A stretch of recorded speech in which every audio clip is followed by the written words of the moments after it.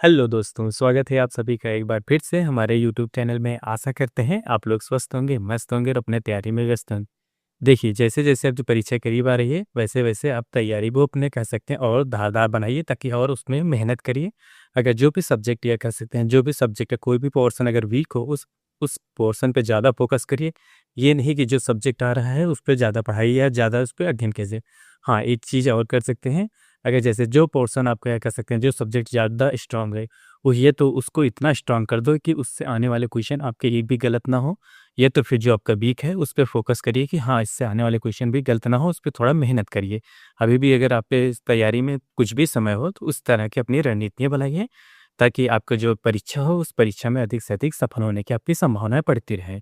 ये नहीं कि जिस सब्जेक्ट आपका वीक है उस पे हम फ़ोकस ही नहीं करते हैं, जो सब्जेक्ट हमारा स्ट्रॉन्ग रहता है उस पे हम बार-बार अध्ययन करते हैं। इस तरह वो जो वीक होता है सब्जेक्ट वो हमारा वीक के वीक ही रह जाता है। जबकि हमारे एग्ज़ाम में एक क्राइटेरिया बनी होती है कि इस सब्जेक्ट से या इस पोर्शन से इतने क्वेश्चन आएँगे, इस वजह से सभी सब्जेक्ट को या सभी पोर्शन को अच्छे से पढ़ते रहिएगा। चलिए अभी हम लोग क्लास में चल रहे हैं, हमारी लोग क्लास चल रही है दिल्ली सल्तनत पढ़ रहे हैं। कौन से? मध्यकालीन इतिहास के अंतर्गत दिल्ली सल्तनत पढ़ रहे हैं। दिल्ली सल्तनत की अगर बात की जाए तो काफ़ी लंबे समय के बीच में दिल्ली सल्तनत पे 5 वंश शासन करते हैं। वे 5 वंश कौन-कौन से थे? आप उनके बारे में बता दिए गए हैं।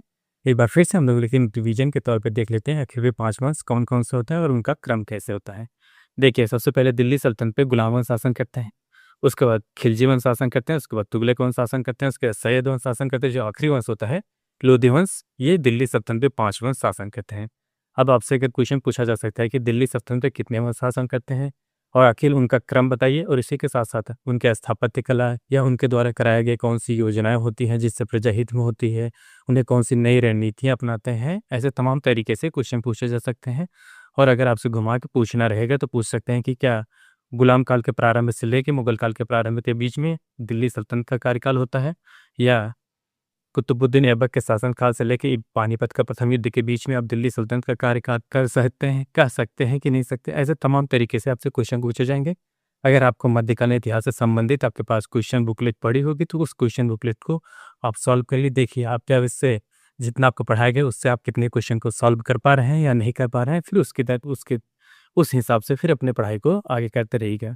चलिए हम लोग देखते हैं, अभी क्लास में पढ़ रहे हैं कि जैसे दिल्ली सल्तनत में जितने भी शासन होते हैं कह सकते हैं, जितने भी वंश होते हैं उन्होंने अपने प्रजा के हित में या अपने प्रशासन सुधार के लिए एक रणनीतियाँ बनाई होती हैं। वह रणनीतियाँ कौन-कौन सी रणनीतियाँ होती हैं, उन सभी के लिए आपको एक चार्ट बनाया दिया जा रहा है ताकि जो भी सारी उनकी रणनीतियाँ होगी, एक जगह अगर आपके पास इकट्ठा रहेगा या एक जगह आपको उन सभी मटेरियल को आपके पास रहेगा, उससे आपको पढ़ने में भी आसानी होगी और इसी के साथ-साथ आपको ये पता चलता रहेगा, हाँ, ये स्कीम दिल्ली सल्तनत के शासनकाल में आई नहीं। नहीं तो वैसे देखा जाए तो जो इतिहास है हमारा काफ़ी विस्तृत सर्विस होने की वजह से इसमें काफ़ी कन्फ्यूजन बनी रहती है। इस वजह से जब आपके पास एक डायग्राम बना रहेगा तो इसमें पता चलता रहेगा, हाँ, ये योजनाएँ दिल्ली सल्तनत की हैं, ये मध्यकालीन के संबंधित हैं या कह सकते हैं आधुनिक कालीन से संबंधित है। चलिए अब हम लोग आज के अपने टॉपिक की तरफ चलते हैं। आज की क्लास में क्या बताया गया, जो उनके दिल्ली सल्तनत में राजस्व प्राप्त करने के लिए कौन-कौन सी योजनाएँ लाते हैं, कौन-कौन सी स्कीमें रहती हैं, इनके बारे में देखते हैं। देखिए जाए तो इसमें कुछ योजनाएँ ऐसी होती हैं जो कह सकते हैं दिल्ली सल्तनत के पहले ही प्रारंभ हुई थी। देखिए चलिए हम लोग क्या कहते हैं, उससे पूछ रहा है, उससे किससे संबंधित होता है? अगर आपसे पूछ लिया जाए कि उससे क्या है? आपके सामने 4 ऑप्शन दे दिए जाए, उन चारों ऑप्शन में से अगर दिया रहे कि ये मुसलमानों द्वारा कह सकते हैं जो मुसलमान होते थे, उनके वो भी आखिर जब वो दिल्ली सल्तनत में रह रहे हैं, तो ज़ाहिर-सी बात है, वो अपने आजीविका के लिए कुछ न कुछ तो करेंगे। ये नहीं कि सभी के सभी जो मुसलमान हैं, वो प्रशासन में ही कार्यरत हैं, जबकि कुछ मुसलमान ऐसे भी होते हैं, जो खेती-बाड़ी भी करते होंगे, कई अन्य कार्य करते होंगे। इसीलिए जो मुसलमान खेती-बाड़ी कर रहे थे, उन्हें कर के रूप में ये कह सकते हैं दिल्ली सल्तनत के विस्तार के लिए में या विकास के रूप में कुछ न कुछ कर तो देना पड़ेगा। ये तो नहीं है कि बिना कर के आप अगर इस जो सुल्तान हैं उनके धर्म से संबंध आपका है तो आप कर नहीं देंगे, ऐसा नहीं होता था। जितने भी दिल्ली सल्तनत के शासक होते हैं, चाहे वह हिंदू धर्म हो या मुसलमान संप्रदाय को हो, ये सभी से टैक्स लिया जाता था। टैक्स में कोई भी गुनाही या कोई भी कुताही नहीं की जाती थी। देखिए, उसर जो होता है मुसलमानों से लिए जाने वाला एक भूमि कर होता था। कौन-सा? अगर आप मुसलमानों से लिए जाने वाला एक भूमि कर है। आप अगर कोई भी भूमि है, कह सकते हैं भूमि अगर उस पे आप खेती-बाड़ी कर रहे हैं, तो उस पे ज़ाहिर-सी बात है आपको टैक्स देना पड़ेगा, चाहे आप जिस संप्रदाय के होते होंगे। पहला पॉइंट तो ये है। अब दूसरा बताया गया खराज होता था। क्या होता था? दूसरा जो कर टैक्स या कह सकते हैं लगान वसूला जाता था वो था खराज। खराज का मतलब क्या होता है? ये गैर मुसलमान किसे कहा जाता है उस समय देखा जाए तो? गैर मुसलमान का कहने का तात्पर्य होता है कि हिंदू धर्म से, इस्लाम में कह सकते हैं जो उनका इस्लाम धर्म है, इस्लाम में हिंदुओं को गैर मुसलमान कहा गया, साथ ही साथ उसके काफिर भी कहा गया। क्या कहा गया? काफिर भी कहा जाता था उनके साथ, या उनको कहा जाता है। जो हिंदू धर्म के उस समय लोग थे उनको काफिर या गैर मुसलमान कहा जाता था। ये नहीं, जो गैर मुसलमान होते थे कह सकते हैं या हिंदू प्रजा होती थी, उनसे भी लगा लिया जाता था। गैर मुसलमानों से लिए जाने वाला ये भूमि कर होता था। ये भी कैसा कर होता था? भूमि कर होता था। बस दोनों में अंतर एक ही ये है, एक होता उसर जो होता है मुसलमानों से लिए जाने वाला कर होता है, जबकि जो खराज होता था वह हिंदू धर्म से लिए जाने वाला कर है। जबकि ये दोनों के दोनों कर किससे हैं? भूमि कर हैं। किससे? ये याद रखिए कि दोनों भूमि कर हैं। बस अंतर इन दोनों में क्या है? अंतर इन दोनों में एक है हिंदू धर्म से लिया जा रहा है, एक मुसलमान या कह सकते हैं गैर हिंदू से या कह सकते हैं मुसलमानों से लिया जा रहा है। उससे जो है मुसलमानों से लिया जा रहा है, और जबकि खराज जो होता है हिंदू धर्म से लिया जा रहा है। अगला देखते हैं, अगला जो बताया गया है अगला जो उन्होंने कर के रूप में वसूला था वो होता है जकात। क्या होता है? जकात। आखिर जकात किसे कहा जाता है? जकात कहने का मतलब एक प्रकार का धार्मिक कर होता है। जैसे जो कह सकते हैं मुस्लिम समुदाय होते हैं, वे अपने आय का कुछ न कुछ भाग अपने कह सकते हैं जो अपने समुदाय होते हैं या अपने संप्रदाय के लोग हैं उनके हित में कुछ न कुछ दान दें। जैसे कोई व्यक्ति कह सकते हैं, इसमें बताए गए हैं ये मुसलमानों पर धार्मिक कर होते हैं। किस पे होते हैं? जो गैर हिंदू होते हैं, या कह सकते हैं गैर हिंदू का मतलब क्या होगा? मुसलमान होंगे। वो मुसलमानों द्वारा एक धार्मिक कर होता है। इस धार्मिक कर में जो गैर हिंदू होंगे, या कह सकते हैं जो मुसलमान होंगे, वो अपने आय का लगभग 40% दान करना होता है। तब एक मुसलमान जो होता है एक अच्छा, या कह सकते हैं एक धार्मिक मुसलमान कहलाते हैं। अपने आय का कितना? लगभग अपने आय का 40वां हिस्सा। अगर जैसे कोई व्यक्ति 100 रुपये कमा रहा है, तो वो अपने आय का 40 रुपये ये कह सकते हैं दान करें। तभी वह एक कह सकते हैं कि प्रशासन, या कह सकते हैं एक अच्छा या सभ्य मुसलमान कह सकते हैं श्रेणी में आएगा। अपने आय का कितना दान करना रहता है? अपने आय का लगभग 40वां हिस्सा। किसमें कहा गया है? ये जकात है। जकात में ये गैर हिंदू कह सकते हैं। गैर हिंदू का मतलब क्या होगा? मुसलमान होगा। मुसलमानों को ये धार्मिक कर होता है, अपने आय का 40% या 40वां हिस्सा दान करना होता है। अगला कर जो दिया है देखते हैं किससे संबंधित है। अगला कर दिया गया है जजिया कर। अब जजिया कर जान लेते हैं। जजिया कर भी ये कह सकते हैं गैर मुसलमानों या कह सकते हैं हिंदू धर्म से या हिंदू जो परंपरा है उससे संबंधित होता है। ये भी एक धार्मिक कर होता है। ये हिंदुओं के लिए एक धार्मिक कर होता है। ये गैर मुसलमान कहा गया है। गैर मुसलमान का मतलब होता है हिंदू जो धर्म होते हैं या हिंदू लोग होते हैं उनको गैर मुसलमान कहा जाता है। ये हिंदुओं द्वारा धार्मिक कर के रूप में लिया जाता था। जकात और जकात और जजिया में सिर्फ फर्क इतना है, जकात जो होता है ये मुसलमानों द्वारा लिया जाता था, और जजिया जो होता है हिंदुओं के लिए लिया जाता है, धार्मिक कर होता है। दोनों को दोनों धार्मिक कर होते हैं, बस फर्क अंतर इतना है, एक हिंदू धर्म से लिया जाता है, एक मुसलमान धर्म से लिया जाता है। देखा जाए तो दिल्ली सल्तनत में जो थे सभी जो उनकी शासन थे, या कह सकते जो वंश थे, या कह सकते जो राजा थे, उन्होंने हिंदू मुस्लिम के लिए समान कर की व्यवस्था की थी। हाँ, ये बात जाहिर सी है कि कुछ कर ऐसे थे जो हिंदुओं पे अत्यधिक रोपित किया जाता था या अत्यधिक दिया गया है उन्हें मुसलमानों की अपेक्षा। लेकिन यहाँ पे देखिए उसर जो होता है मुसलमान से भूमि कर संबंधित होता है, खराज हिंदू धर्म से संबंधित होता है, भूमि कर होता है। जकात जो होता है मुसलमानों का धार्मिक कर होता है, अपने आय का लगभग 40वां हिस्सा दान करना होता है। जजिए यह एक गैर मुसलमान या कह सकते हैं हिंदू धर्म से संबंधित धार्मिक कर होता है। अगला दो कर ऐसे थे जो उन्होंने अलाउद्दीन खिलजी जो होते हैं अपने शासनकाल में प्रारंभ करते हैं। ये दो कर अलाउद्दीन खिलजी अपने शासनकाल में ही प्रारंभ करते हैं। कौन सा होता है? मकान कर होता है और चराई कर। मकान कर का मतलब होता है कि जैसे कोई भी व्यक्ति होता है अपने शासनकाल में, जैसे राजा है, राजा ऐसा ही विभाग बनाया था कि उनमें उन्होंने अगर अपने मकान का निर्माण कर रहे हैं तो मकान के निर्माण के लिए उस धन से कह सकते हैं उस विभाग से आप कर्ज ले सकते हैं। कर्ज लेने के पश्चात जब आपका मकान निर्माण पूर्ण हो जाए या आपकी आय समृद्ध हो जाए तो आप उस जो कर्ज लेंगे उसको आप निस्तारण करेंगे। तो ये होता है मकान कर। और चराई कर का मतलब होता है सल्तनत काल में एक सिर्फ दिल्ली सल्तनत ऐसे कुछ भूभाग थे जिस पे किसी का भी अधिकार नहीं होता था, जिसे आप कह सकते हैं उसे कहा जाता था खालसा भूमि।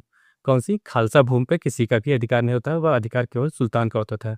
उस भूमि में अगर जैसे कह सकते हैं कि जो चराई के लिए या चारा उसमें व्यवस्थित होता था, उस भूमि में अगर कोई भी कृषक या कोई भी व्यक्ति जाता था चारा के लिए तो उसमें आपको टैक्स देना होता था। इस भूमि में टैक्स आपको देना होता था कि आप हाँ, अपने जानवरों को ले जाके वहाँ पे चारागाह के रूप में इस्तेमाल कर सकते हैं। सरकार को आप इतने टैक्स देंगे या कह सकते हैं इतना लगान देंगे, तब आपको उसमें जाने दिया जाता था। किसके शासनकाल में? अलाउद्दीन खिलजी के शासनकाल में। अब हम लोग इसी के साथ जान लेते हैं कि दिल्ली सल्तनत में जो सैन्य व्यवस्था थी, कह सकते हैं अलाउद्दीन खिलजी ने अपने शासनकाल में सैन्य व्यवस्था काफ़ी सुधारते हैं। उस क्रम में हम लोग अब ये देखते हैं कि आखिर उनकी जो सैन्य व्यवस्था थी, उनका क्रम कैसे था, सबसे उच्च पदों पे कौन रहता था, उसके बाद कौन, ऐसे तमाम जैसे देखते हैं, उनके पदों को हम लोग अवरोही क्रम में देखते हैं। देखिए सैन्य व्यवस्था का क्रम यहाँ दिए गए हैं। 10 अश्वरोही बराबर क्या होते हैं? एक सार एक खेल होता था। अगर आपके पास 10 अश्वरोही है, कह सकते हैं 10 घोड़ों के साथ-साथ आपके पास 10 सैनिक हैं, तो आपको क्या कहा जाता था? एक सार एक खेल कहा जाता था। आपकी तो कौन-सी बात दी जाएगी? एक सार एक खेल होते थे। अब 10 सारे खेल होंगे अगर आपके पास, तो आप कहलाएँगे एक सिपह सलार। क्या कहलाएँगे? सिपह सलाहकार। अब आपको कमेंट सेक्शन में ये बताना है कि दिल्ली सल्तनत का कौन-सा शासक होता है जिन्हें सबसे पहले इन्होंने ये उपाधि धारण करते हैं? कौन-सी ये उपाधि धारण करते हैं? अब तो ये हो गए, उसके बाद फिर अगला देखते हैं। अगर आपके पास 10 सिपह सलार हैं, क्या है? 10 सिपह सलार हैं, तो उसके बाद आपको क्या कहा जाएगा या आपको सेना में कौन-सा पद मिलेगा? तो आपको मिलेगा एक अमीर पद पे। क्या होगा? आपके पद जो होगा वह होगा एक अमीर, या अमीर पद पे आप नियुक्त होंगे। उसके बाद अगर आपके पास 10 अमीर हैं या कह सकते हैं 10 अमीर हैं, तो आपको एक मलिक कहा जाएगा। क्या कहा जाएगा? एक मलिक। और 10 मलिक हैं आपके पास, तो आपको एक खान कहा जाएगा। जो आप देखेंगे दिल्ली सल्तनत पे या किसी भी शासनकाल में अगर खान का मतलब क्या होता है? आपके पास इसका मतलब 10 मलिक हैं। 10 मलिक का मतलब क्या होता है? एक मलिक। 10 मलिक का मतलब होता है एक खान होता है, अगर एक मलिक का मतलब होता है 10 अमीर। देखा जाए तो ये सबसे सबसे सबसे बड़े अधिकारी होंगे। सेना में सर्वोच्च पद पे कौन होंगे? खान होंगे। और सबसे निम्न पद पे होंगे एक सर-ए-खेल जो होता है, ये सबसे निम्न पद पे होंगे, ये सबसे छोटे पदों पे आसीन होंगे।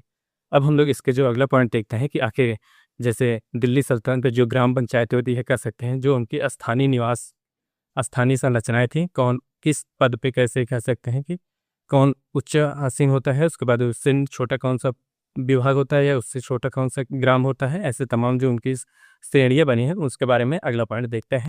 देखिए, अगले पॉइंट की बात करते हैं कि जैसे दिल्ली में जो प्रशासनिक अधिकारी होते हैं, जैसे राजा होते हैं, राजा के बाद कौन से अधिकारी होंगे, ऐसे तमाम तरीके से क्वेश्चन पूछे जा सकते हैं कि जैसे आप अगर संविधान पढ़ते होंगे या पॉलिटी पढ़ते होंगे, उसमें आपको एक दिया रहता है प्रशासनिक अधिकारियों का क्रम, जैसे राष्ट्रपति, उपराष्ट्रपति, ऐसे वो देखेंगे हम लोग दिल्ली सल्तनत में आखिर राजा या कह सकते हैं साम्राज्य के बाद कौन से अधिकारी आते हैं।